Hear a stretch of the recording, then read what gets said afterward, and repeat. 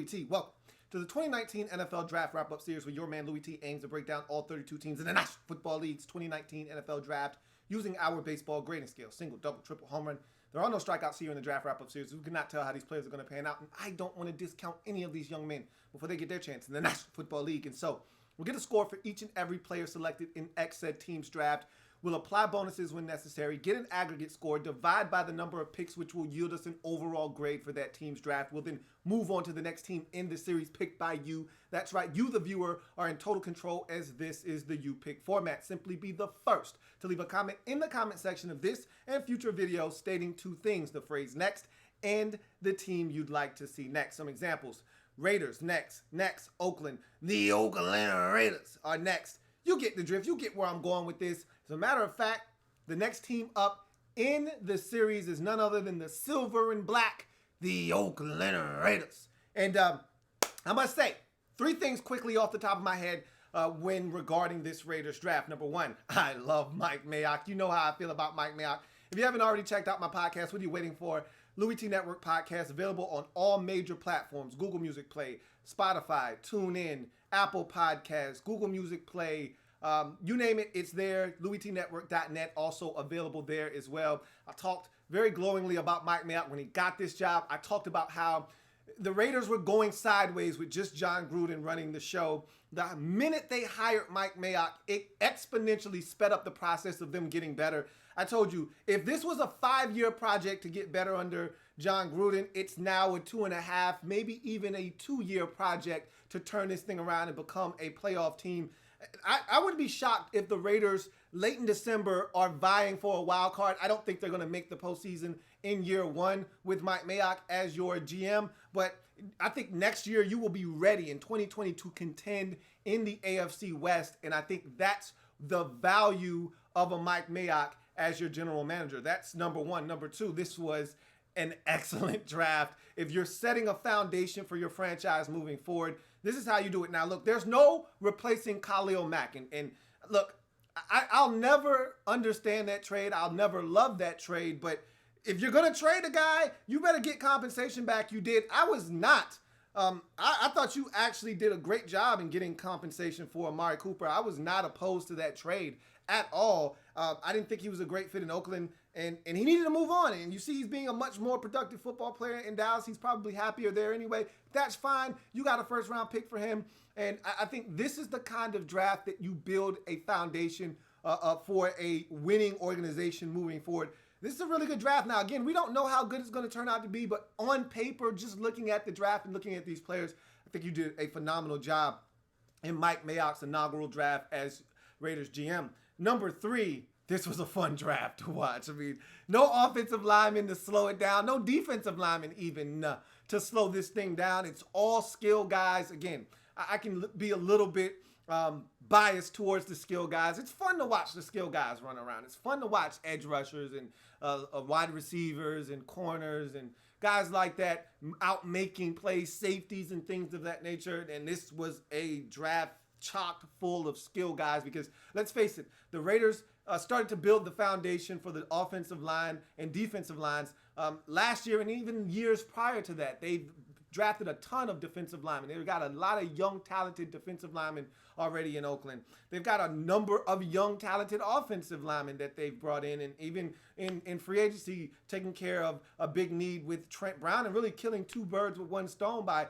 getting Trent Brown in free agency, moving him to left tackle, which allows you to move Colton Miller, your first-round pick last year out of UCLA, to right tackle. And so now you feel like you've solidified your offensive line.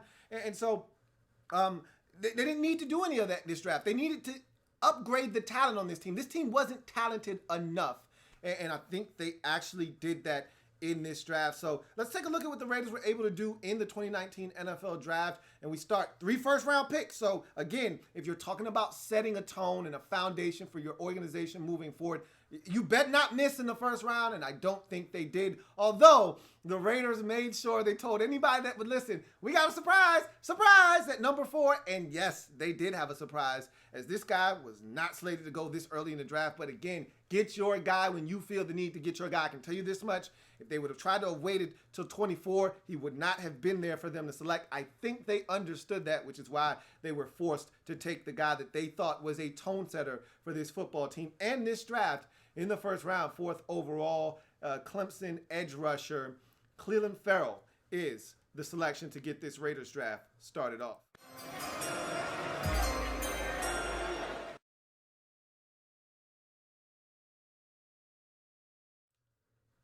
So, as I've mentioned before, this was a surprise to everyone. And I love the way the Raiders pretty much gave out the advisory warning prior to this selection, kind of taking the edge off.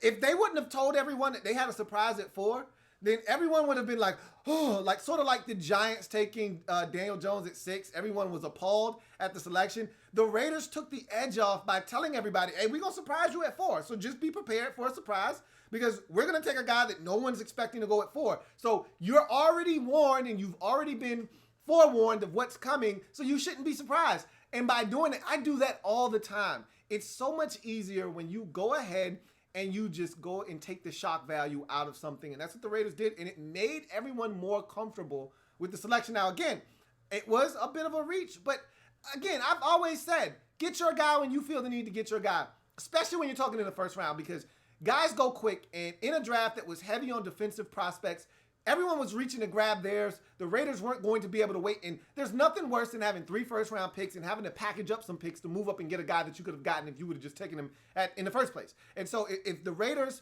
felt like Clelin Ferrell was the guy that they wanted, I can't blame them for pulling the trigger at 4, because he would not have been there at 24, which was their next selection. So, again, had the Dallas Cowboys stunk like they were supposed to when they traded Amari Cooper for them for their first round pick, if the Cowboys continued on the track that they were on, maybe they would have been able to wait on Clelin Ferrell and gotten him, say, 13th, 14th overall, because that's where the Cowboys pick would have been. But because the Cowboys got hot, ended up winning the division, ended up winning a playoff game, all of a sudden that pick turns into the 27th pick. And so hence you got to do something you probably weren't prepared to do, which is spend the number 4 overall pick on a guy that you really would have liked to have taken somewhere around the 15 to 20 neighborhood, but he wasn't going to be there. It just wasn't going to happen. You don't want to take that chance and hope that a guy falls to you when you could have just taken him at number 4. And so that's essentially what the Raiders did. And for a team that last year had, look, just to put this in perspective,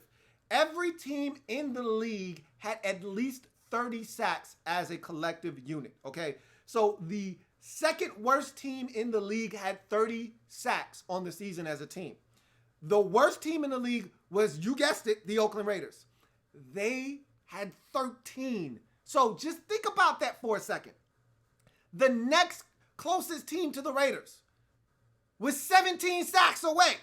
Okay? That's how poor the Raiders were at getting to the quarterback. You trade Khalil Mack, you're supposed to run into these kinds of issues. All right, you release Bruce Irvin, who I wasn't a huge fan of anyway, and this is the kind of problems you're going to run into.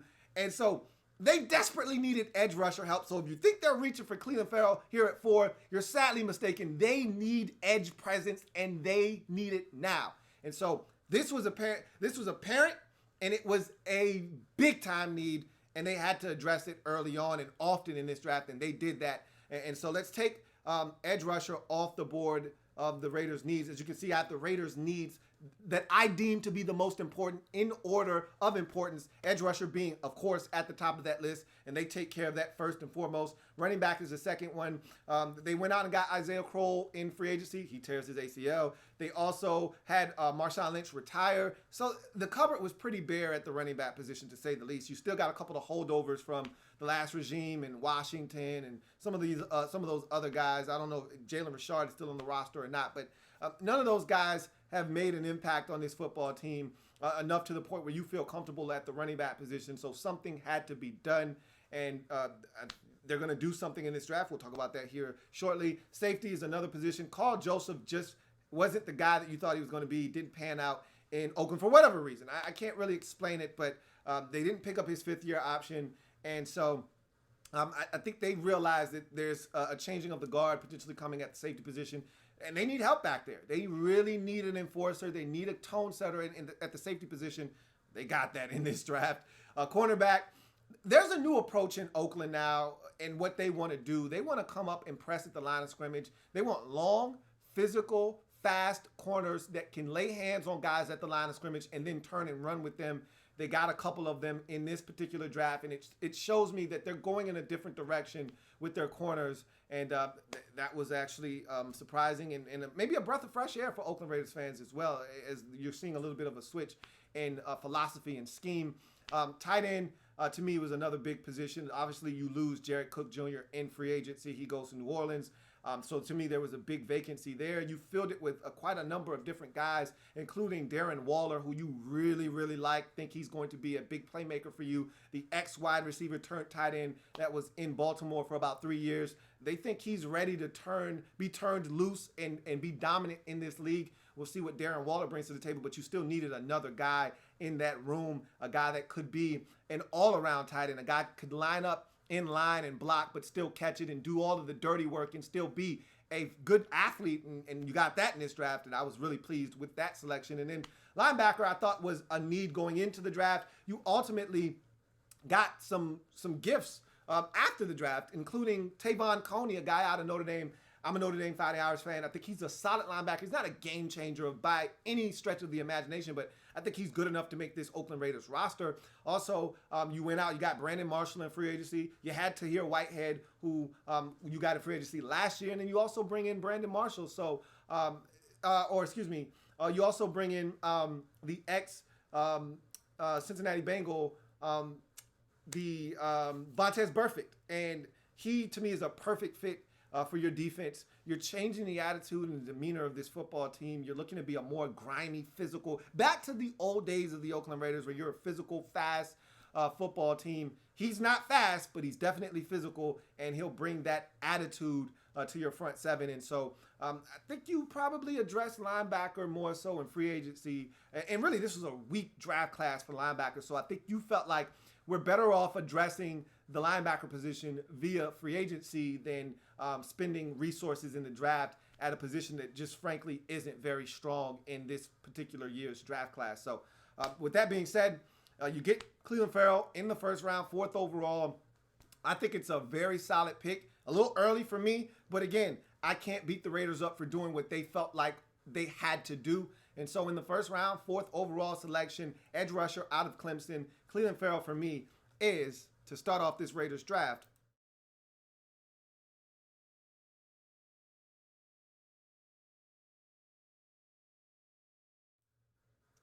so as I've mentioned, I've already broken down Clelin Ferrell, so I'm not going to do it here.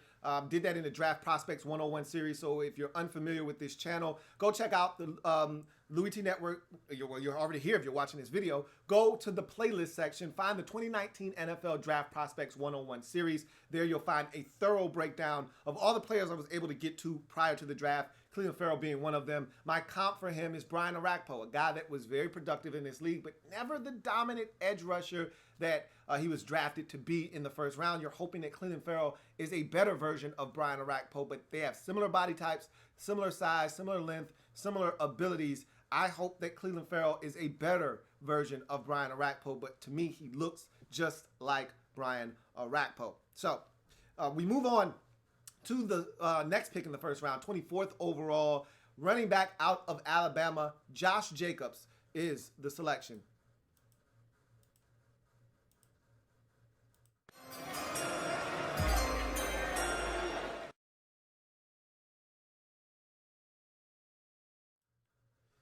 So here's another guy I was able to get to prior to the draft, so I'm not going to do a thorough, extensive breakdown here of him either, but to me, he was the best back in this class, and I love the fact that it's low mileage here. This guy was not a workhorse at Alabama. He shared the load. As a matter of fact, he was never the premier guy at Alabama, so there's a lot of tread left on these tires. You needed this position desperately, as I mentioned at the top of the show. Not a lot of depth at the running back position. No alpha male in that room until now with Joshua Jacobs. And we saw a lot of what this guy brings to the table. I feel like he's a really, really dynamic NFL back.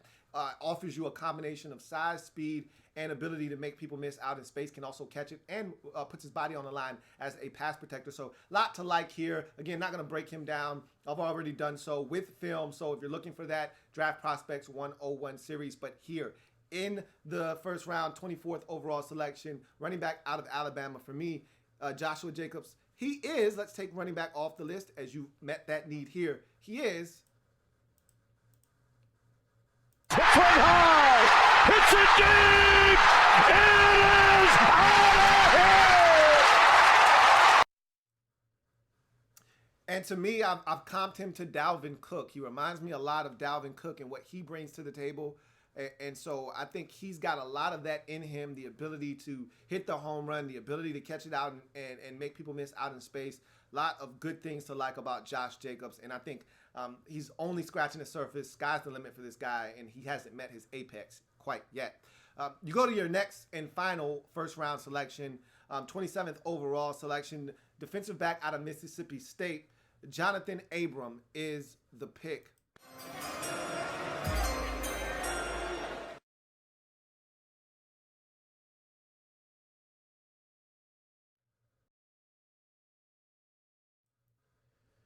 So Jonathan Abram is one of those guys that if you love watching film, his film is just fun to watch, period. There's no other way to say it. When you get guys like him who just fly around with a reckless abandon, it is just so much fun to watch. Now, there is a gift and a curse to guys that play this brand of football. I'm going to highlight those things here in a second, but you know when you see a guy that has that kind of energy and zest for the game, it becomes infectious to his teammates. Like, you can't watch a guy like that and not think to yourself, how can I not give maximum effort when this guy's flying all around the football field? And so I think that's part of the reason they drafted him. Is he's a tone setter. He's a physical presence. He's an athlete. He's a guy that plays with an attitude. I mean, if I don't know if there's a bigger shit talker in this entire draft than Jonathan Abram. Anytime he does something, whether he gets beat up on a play or he's doing the ass kicking on a play, he's going to have something to say about it. Either way, anytime he gets blocked, he stands up, flexes the muscle, and makes sure they know, hey, look, man, I'm here. I'm strong, and I'm coming back for more. And and if he gives out some business, if he dishes out some work, oh, you're going to hear about it. So he's a guy that just is a big ball of energy, fun to watch him. Let's take safety off the board quickly, and then we'll get to my quick synopsis of what Jonathan Abram brings to the table. 5'11", 205 pounds, runs a 4.45 40. So you're getting an athlete here. If the term reckless abandon was ever created with one player in mind, Jonathan Abram would be the one. A heat-seeking missile on the field, Abram plays each play like it's his last. Anytime a player plays with this much energy and physicality, it's fun to watch. Abram was solid in coverage as a nickel and exceptional as a blitzer, in addition to being a physical presence in the box. His aggressiveness, as to be expected, is a gift and a curse. Susceptible to missed tackles and big plays, all in all, Abram is the type of player coaches dream of having. The question is, can he be controlled chaos at the next level, and can his physical style of play promote a career of longevity and availability? Really, that's the biggest question when you're talking Jonathan Abram is, can he stay healthy with his brand of football? You know, guys like him, we've seen guys like him in the past, like a Bob Sanders, just not be able to stay healthy because of the brand of football that they play at that size. Now, he's a lot bigger than Bob Sanders was. Bob Sanders was more of around a 5'8", 195, 200-pound guy. Not to say that he's much bigger than that, but I feel like that brand of football, if not done correctly, will lead to injury. So, okay, he throws his body around, like I said, with a reckless abandon that definitely can get you into some trouble injury-wise if not careful. But you got to love the way he plays the game. Obviously, when you play that aggressively, you're going to make mistakes, and he misses some tackles. He overruns some plays. Seen him do that. One of the biggest plays I saw him give up being over-aggressive was against Iowa in the bowl game, where he's man-to-man in coverage over the slot against a tight end. and he simply just is being nosy in the background or in the backfield, excuse me. They run play action fake. He bites up on the fake instead of taking care of his responsibility, which is coverage over the slot on the tight end. Tight end runs a seam route. He's wide ass open because Jonathan Abram is taking a full 3-4 steps towards the line of scrimmage, looking to stop the run. His guy runs right by him. The quarterback puts it on the money, and he's able to run for about a 65-yard touchdown. These are the things that you have to concern yourself with when dealing with Jonathan Abram. He wants to make plays. He wants to be a part of the action at all times. And sometimes it comes back to bite him in the ass. But this is a football player through and through. And when you talk about guys setting a tone, guys having an attitude, and having that be infectious and spread to the rest of your football team, you're talking about a guy like Jonathan Abram, and it's a phenomenal pick. He was my first rated safety on the board, and he was the second safety off the board in this draft. It's a phenomenal pickup by the Raiders, if you ask me. And so in the first round, 27th selection overall, safety out of Mississippi State, Jonathan Abram, for me, is... Hit from high! It's a deep! It is out of here! So you move on to the next pick, and before we do, my comp for Jonathan Abram is the Jets safety out of LSU, Jamal Adams. They play the game very similarly. Remember how much energy Adams had coming out of LSU. He was a leader on the field. He was a leader on the field, and a leader in the locker room as well. I see a lot of the same qualities in Jonathan Abram. Abram's just a little bit more of an athlete, but make no mistake about it, Adams to me was a safer pick because he wasn't a guy that was going to make as many mistakes as Jonathan Abram. He was more of controlled chaos, whereas Abram can be out of control at times. But again, you'll take these types of players because, as a wise man once told me, I'd much rather try to tame a wild man or a maniac than to revive a corpse. And so you don't have to worry about that with Jonathan Abram. He's got a ton of energy, and it's just about reeling him in and getting him to understand that he has a job to do, and he needs to make sure he takes care of that first. But you move on to the next selection for the Raiders. Second round, 40th overall pick, defensive back out of Clemson, Trayvon Mullen is the selection.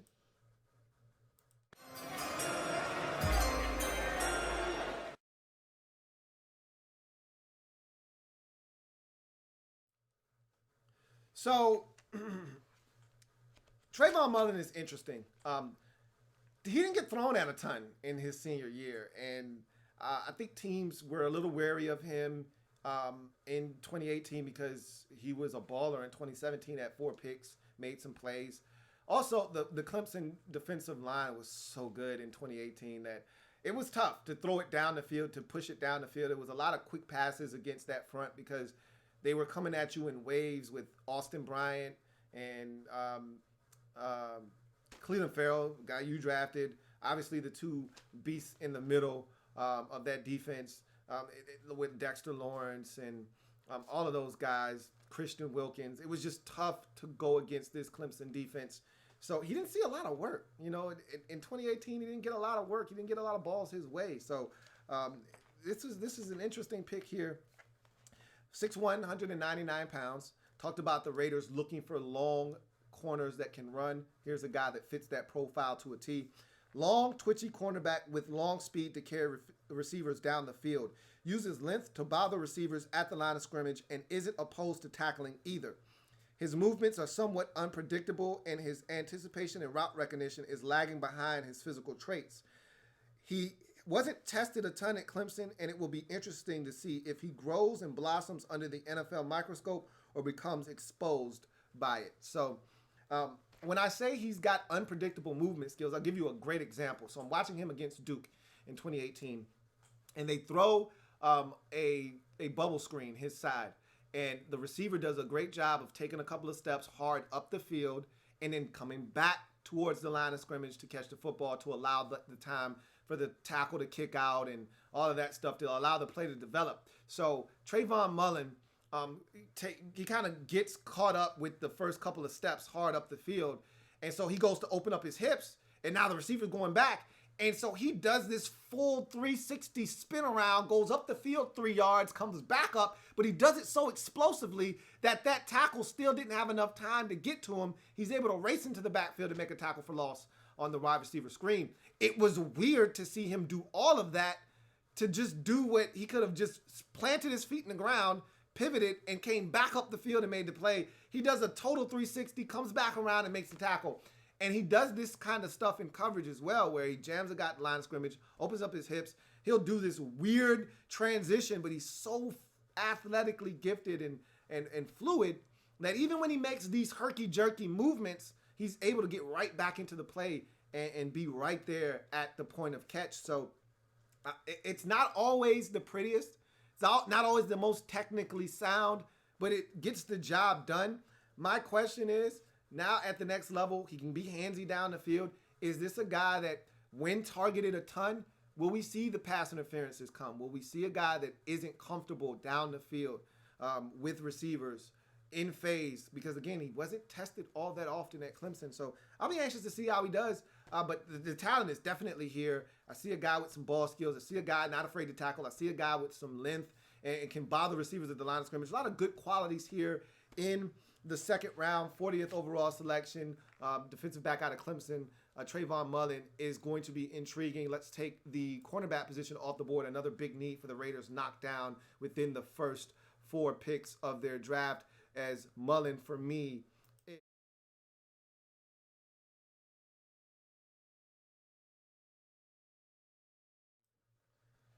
and Trayvon Mullen, for me, reminds me so much of Xavier Howard coming out of Baylor, the now Miami Dolphin, who just got the richest deal in NFL history for a cornerback.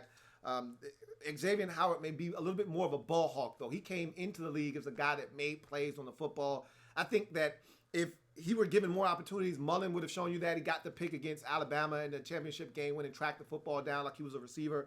So I think he's got that kind of ball skill in him as well. Similar size to Xavier Howard, similar speed. I think there are a lot of similarities between the two. Let's see if he can have the same upward trajectory as Xavier Howard has in his career in the NFL to this point. As we move on to the Raiders' next pick, 4th round, 106th overall selection, edge rusher out of Eastern Michigan, Maxx Crosby.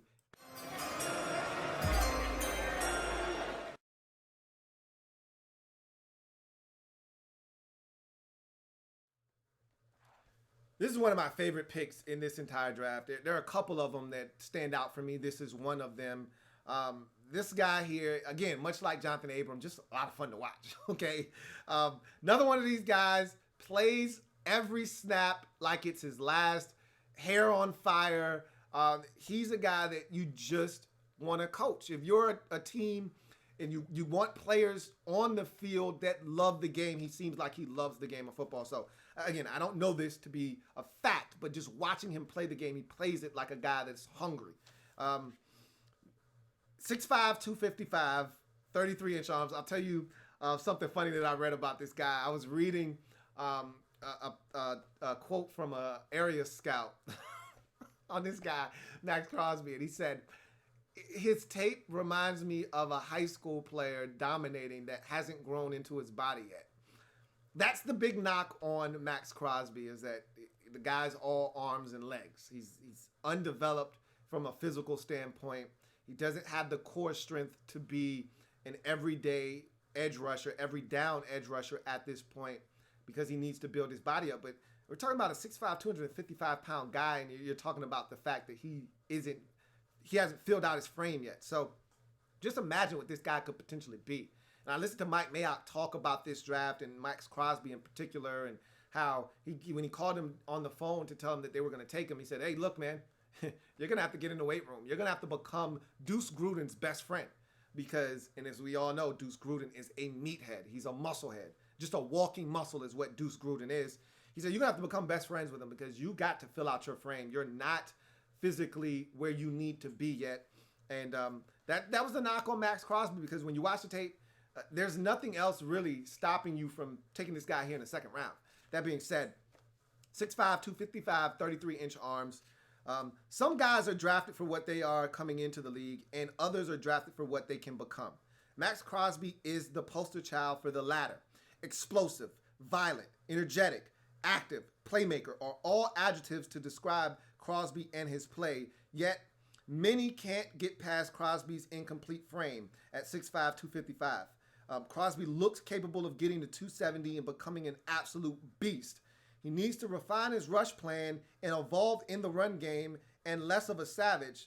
But the sky's the limit for Max Crosby if he matures properly. So let me explain some of the things that I said here, starting with him being a playmaker. The guy forced 8 fumbles over the last 2 seasons. So he's not only getting to the quarterback, including an 11.5 sack season 2 years ago, 7.5 more sacks when teams finally woke the hell up and realized we need to double team this guy, make sure he's not. Every game I watch, he's getting chipped. He's getting double teamed. They knew who Max Crosby was. You were playing Eastern Michigan. He's the guy you have to block, okay? He's not going to be the one to wreck our game plan. And so that's why you saw the sack numbers come down. It's not like they fell off a cliff from 14.5 to 4.5, but they did come down from 11.5 to 7.5. Still, that's 19 sacks in 2 seasons and 8 forced fumbles. The guy, and I saw him with a beautiful peanut punch on one of those forced fumbles, and I'm like saying to myself, shit. All right, again, there's so much to like here with this guy. So he is a playmaker in addition to being an explosive guy. The first snap, I watched him against Purdue. First snap, he darts inside on the tackle, and if not for the quarterback getting rid of the football, that's a sack. He beats him immediately off the snap, just straight inside. He lines up in this wide 9 technique, and it's just fun to watch him come off the football. Now, he's a guy that's going to jump off sides because he's trying to time up the snap. I saw him jump a couple of times. He got back once or twice, but he was also offsides in the neutral zone. So that's also something to keep in mind. But then I talked about him evolving in the run game and being less of a savage. So right now, he's more concerned with tossing guys around and showing them that he's a tough guy.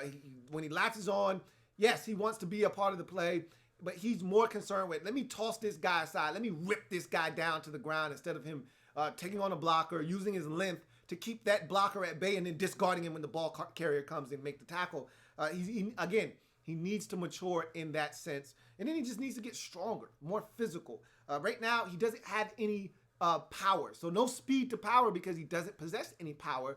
No bull rush right now because he doesn't possess that ability. That's something that Mike Mayock talked about. That's something you see on tape. That's something he's going to have to get better at. But I see a guy here that if honed properly, if he builds up his body, if his work ethic in the gym mirrors that of his work ethic on the field, you could have a guy that in a year or two's time is an excellent havoc-wreaking edge rusher for you. That's a realistic possibility here with Max Crosby in the 4th round.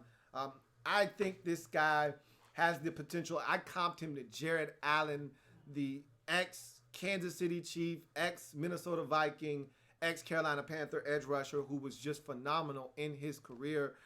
Max Crosby has a lot of juice in him. And remember the get-off that Jared Allen had. This guy has that, and maybe even then some. He's got to build his body up, but Max Crosby has that ability in him. Here in the 4th round, 106th pick overall, edge rusher out of Eastern Michigan, Max Crosby for me is.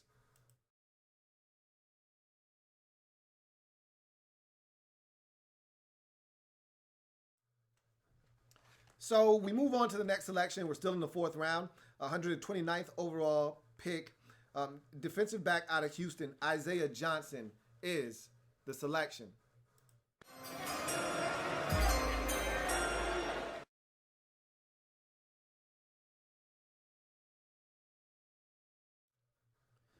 So remember, I talked about the Raiders' approach to the cornerback position. They want long, they want physical, they want fast corners. They're looking for height, weight, speed specimens. Well, you came to the right place if you're looking for all of those things at the cornerback position here in Isaiah Johnson. 6'2", 208 pounds, 33-inch arms, 4'4", flat, 40. So you're talking about a guy that checks every single one of those boxes. At the cornerback position, Isaiah Johnson is the quintessential height, weight, speed specimen. The former wide receiver turned cornerback looks the part.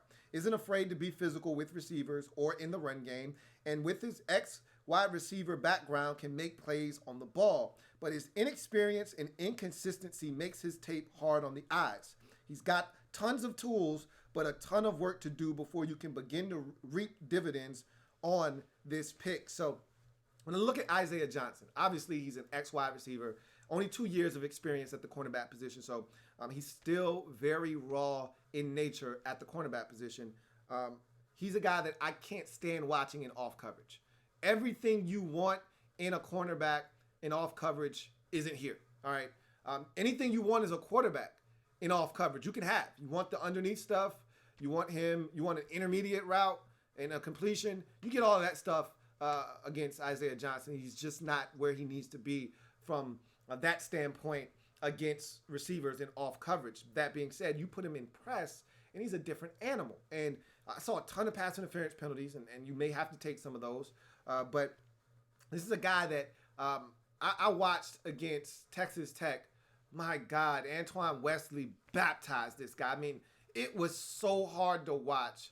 Man, it was Medusa. I mean, first half, Antoine Wesley, I think, had 7 catches for 130 yards and 2 touchdowns. All of it on Isaiah Johnson. So, again, there's a lot of work to be done here. I heard Mike Mayock talk about how this guy's going to have to contribute initially on special teams because he's got some work to do. Obviously, that's the case. But you can't deny 6'2", 208, 33-inch arms, and 4'4" flat. You just can't. Those are things you can't teach. Either you have it or you don't. He has it. He's still learning the position. Not my favorite pick, but I understand the upside that is here in the selection. And again, it's all about coaching with players like Isaiah Johnson. He made a positional switch. He needs to be coached up. He needs time to mature at the position. That's why you take this guy here in the 4th round, and you hope that your coaches can get the most out of him. And so we'll see what he's able to bring to the table. He reminds me a lot of an ex-wide receiver turned corner at the NFL level in Tony Lippett, a guy that was at Michigan State, was a wide receiver. They drafted him in Miami as a mid-round pick, switched him over to the defensive side of the football. He was solid for them. Wasn't great, but he was continuing to learn on the fly, did some good things. He's now in New York with the Giants, and we'll see what becomes of Isaiah Johnson, another guy making that transition from wide receiver to corner. We'll see if he's able to have sustained success at the next level. 4th round, 129th selection, cornerback out of Houston, Isaiah Johnson, for me, is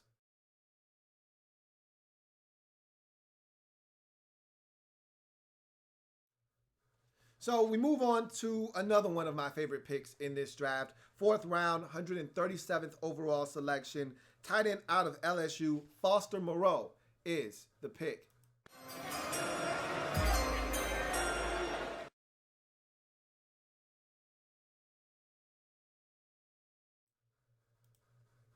So let's go ahead and take tight end off of the board. That was another need that the Raiders had, and they addressed it in the draft here in the 4th round with Foster Moreau. I absolutely love this pick. All right. This was one of those guys that I thought was really overlooked throughout the process. Not a lot of people talked about Foster Moreau. And I told you this was an excellent tight end draft. If you needed a tight end, this was the year to go and grab one. And there was depth throughout. And I told you could get you a quality starting tight end all the way up into the 4th round, possibly even in the 5th, if things fell right for you. It's that deep of a tight end draft class. In past years, if you didn't get your tight end by the 2nd round, you were pretty much SOL. This year, you could wait a while and still get you some tremendous value, and that's what the Raiders, I think, got here in the 4th round. Foster Moreau was looked at throughout the entire draft process as a blocking tight end. Everyone put him in a box. He's a blocking tight end. He did a lot of it at LSU. As a matter of fact, let me get to his breakdown quickly. 6'4", 253 pounds. Physical blocking tight end that has more athleticism than given credit for. Hence the combine where he ran a 4.66 and jumped the 36.5-inch vert. Again, blew me away. I had no idea he possessed that. That forced me to go back because I thought I had already knew who Foster Moreau was going into the combine. It forced me to go back and watch. And when I went back and watched, I said, wow, this guy's more athletically gifted than I'm giving him credit for. So the offense that he played in called for his blocking prowess. and Moreau delivered time and time again. A team captain and awarded the prestigious number 18 jersey as a senior, Moreau has a chance to be a sneaky good tight end at the next level. I really believe that. I sincerely do. I think that this guy has the makings of not just an inline blocking tight end, but a guy that you can flex out, do some things with, move around, use it as a chess piece, but also can throw it to in the pass game. You know, there's so much to be said for a guy like Lee Smith, who was an ex-Oakland Raider, that you just primarily use him as a blocker. If he's in the game, he's blocking, not going to catch many passes. And there's something else to be said about the guy that can block, but also catch passes and stretch the defense and make them pay if they fall asleep behind the wheel. This is a guy that can do that. This is a guy that can run the seam route up the middle of the field, catch it and run away from a linebacker if that guy didn't have top end speed. Like, he's a guy that can hurt the defense if they make a mistake. There are blocking tight ends that if they catch it, they're rumbling, stumbling, bumbling. They're not going to go very far, even if they're wide ass open and no one's around them. And then there are guys that if you fall asleep and they catch it, you're not catching them. And this is the case with Foster Moreau. In 2017 versus, I believe it was 2017 versus Ole Miss, they fell asleep behind the wheel. They throw him the football out in the flats on play action fake on 4th and 1. He's wide ass open and he goes for about a 65-yard touchdown. That's what he brings to the table. He's a much better athlete than people give him credit for. He can catch the football. He's tough as nails. I really like Foster Moreau. I've talked about him all draft process long. Talked about him on the podcast. Again, if you haven't already done so, check out the Louis T Network podcast. It's great stuff. And so I think the Raiders got a steal here in the 4th round. I really do. In the 4th round, 137th pick overall, tight end out of LSU, Foster Moreau for me is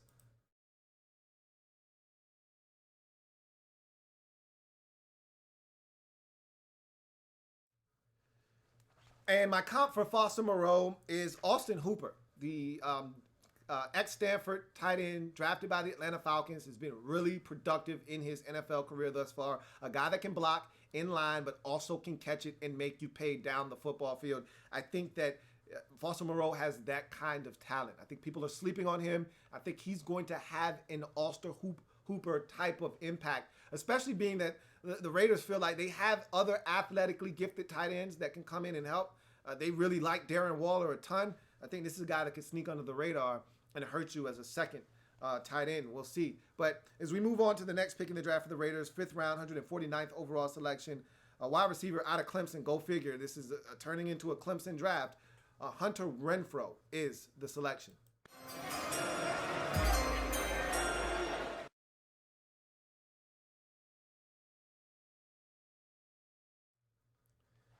So Hunter Renfrow is a really good football player. And again, I talked about the overlooking of one Foster Moreau. I think the same could be said for a guy like Hunter Renfrow. I mean, Clemson isn't Clemson without Hunter Renfrow. Like, he's one of those glue pieces and one of those cog guys that you don't talk about a lot because there's so much talent on the Clemson roster. And you heard Mike Mayock kind of allude to this. He kind of gets drowned out by all of the talent around Clemson. You get some guys like Deion Kane, who is a bigger, more faster physical receiver. They look the part. You see all of these other guys come out of Clemson at the receiver position. But the guy that was a necessity was Hunter Renfrow. You know, we see all these backs come out of Clemson. We talk about their defense. But one of the guys that doesn't get talked about is Hunter Renfrow. And you know why? Because he's 5'10", 184 pounds. Looks like he's about 37 years old. Like, he doesn't strike you as a guy that's going to hurt you. You know, he looks like a harmless little kid. And then you snap the football and he rips you to shreds. I like this guy a lot. I think this is another value pick here in the 5th round. A wide receiver that looked destined for New England. This guy looked like a Patriot, I swear.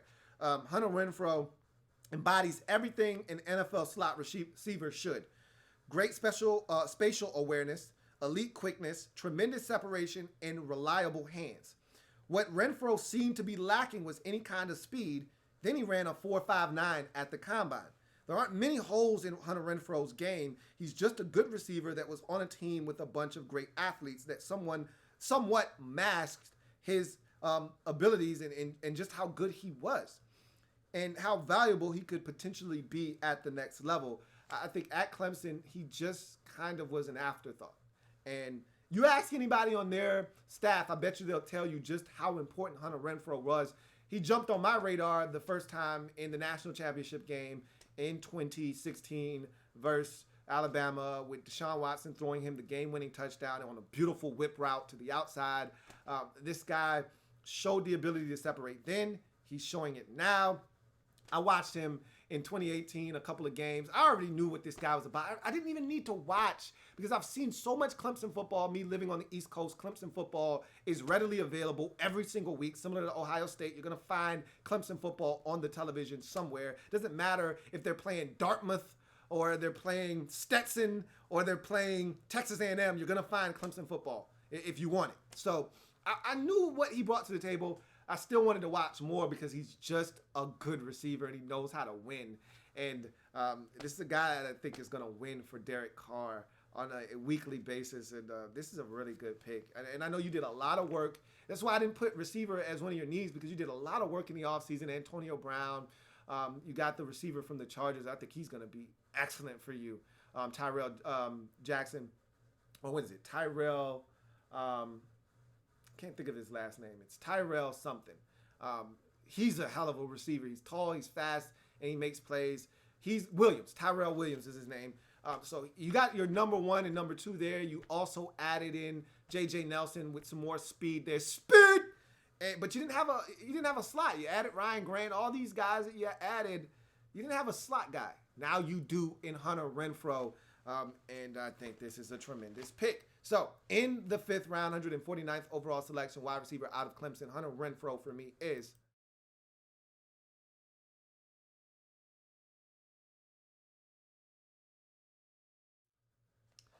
my comp for him is Wes Welker. Easy, low-hanging fruit, I know, but he reminds me a lot of Wes Welker. Similar size, similar ability.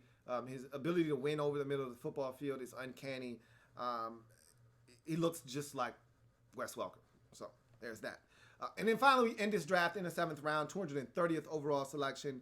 Edge rusher out of Prairie View. Quentin Bell is the pick.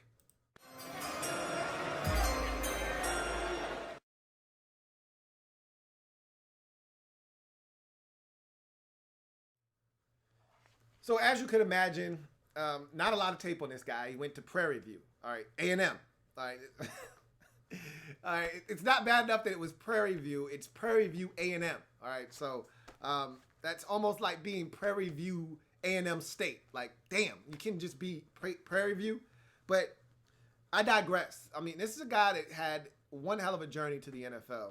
Starts out as a wide receiver. As a matter of fact, he went to a JUCO, played there for a couple of years, transferred over to Prairie View A&M, plays receiver for a year there. Doesn't have the kind of production that he's looking for, and knows if I'm going to continue on this track, try to make it to the league, I'm not going to be able to do it at the wide receiver position at this rate.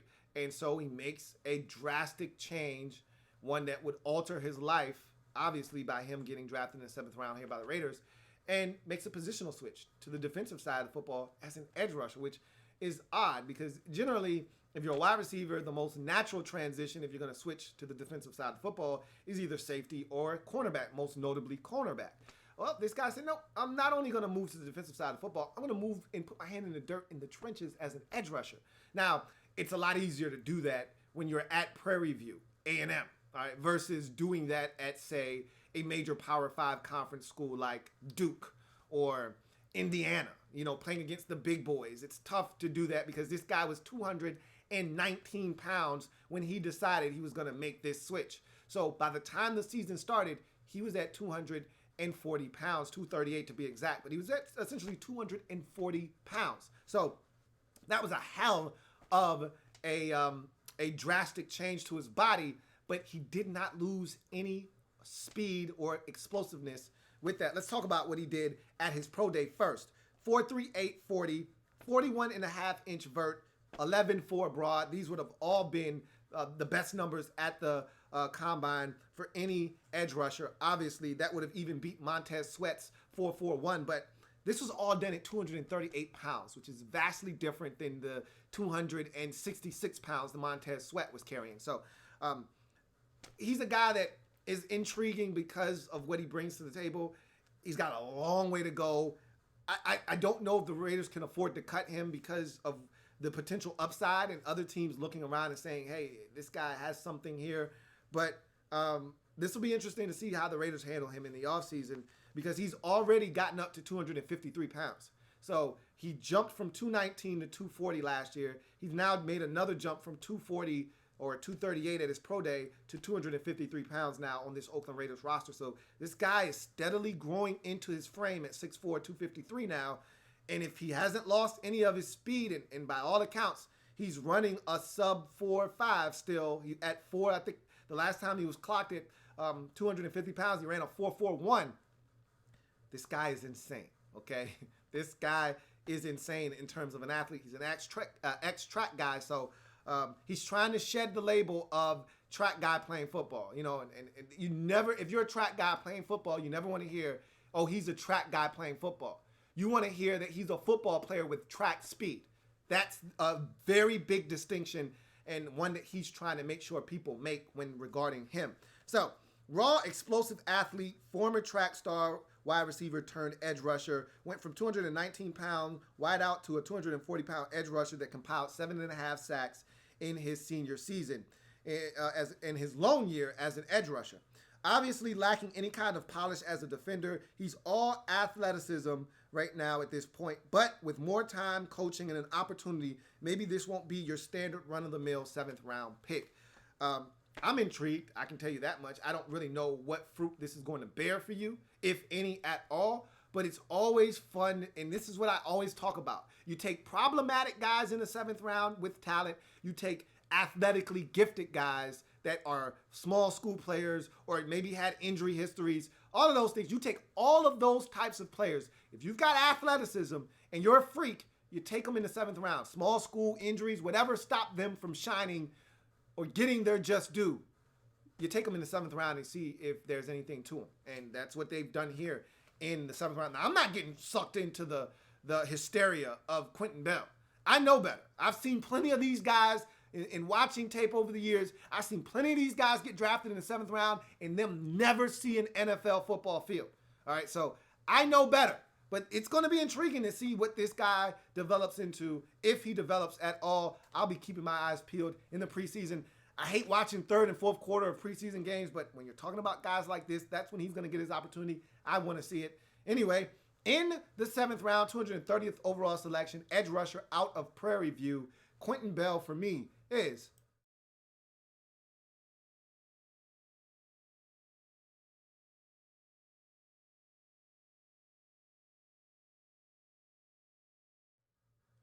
So, as I mentioned, this was a hell of a draft for the Raiders, man. This was fun to watch. It was Mike Mayock's first baby as general manager of the Oakland Raiders. I love Mike Mayock so much. I'm rooting for this guy because, one, he's just a great guy. You know, watching him, listening to him talk, he seems like a guy's guy, number one. Number two, the guy knows his stuff. He knows what he's looking for. He knows what kind of player he's looking to bring into the Raiders organization. He made that abundantly clear. And they went out and they stuck to their board and they got players that fit the Raiders' profile in terms of DNA. And so it's a new day in Oakland. And this draft, to me, marks the beginning of a new chapter in Oakland Raiders football, soon to be Vegas Raiders football, whatever the hell the case may be. This was a tremendous draft to really get things kick-started in the right direction. And let's see how you scored. Raiders pretty much got every single need that they had going into the draft accomplished. And I'm going to tell you this right now. You went from being one of the least talented teams in football last year and one of the oldest, with John Gruden coming in and bringing all of the guys back from 2003 that he could get his hands on, to now, you look at this roster, it's competitive top to bottom. You're going to have a tough time making cuts down to 53 when it's all said and done. And you're going to be a competitive football team. And it would not shock me, like I said, if at the end of the year, you're vying for some kind of playoff positioning, whether it's still in the AFC West hunt with Kansas City and the Los Angeles Chargers, and even a much improved Denver Broncos football team, or if it's vying for a wild card in the AFC conference as a whole, it wouldn't shock me in year one if the Raiders turn things around with all the things that they've done this offseason. Let's take a look at this draft score, though.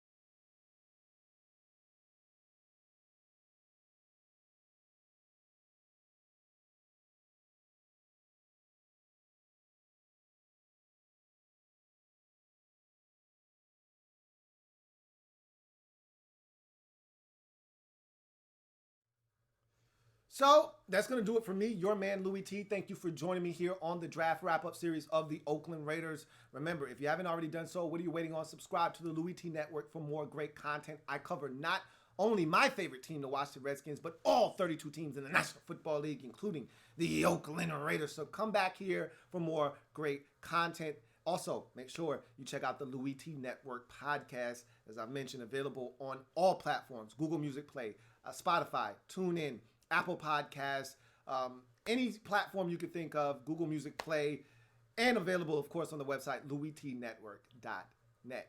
I'm your man, Louis T, signing off. Remember, if it's not your man T, it's not the best NFL coverage. It could be. Until next time, have a good one. Louis T Network.